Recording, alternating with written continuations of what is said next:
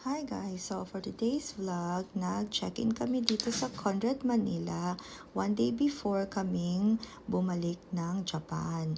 So ayan, ito yung hallway nila guys. So papunta sa room namin.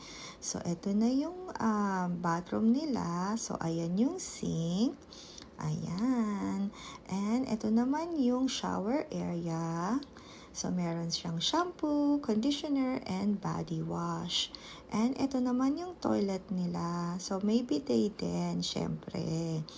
So, ayan. Ito naman yung view namin. So, ocean view yung binook namin. So, nakaka-relax guys, diba? So, ayan. And that's me.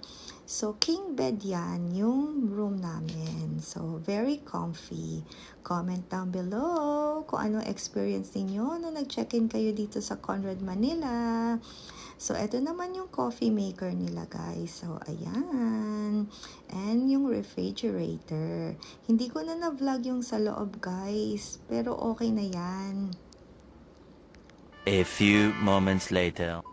And after nyan, gusto daw ni G-Style mag-swimming. So, bumaba kami. So, ito yung pool area nila. So, makikita nyo naman, guys.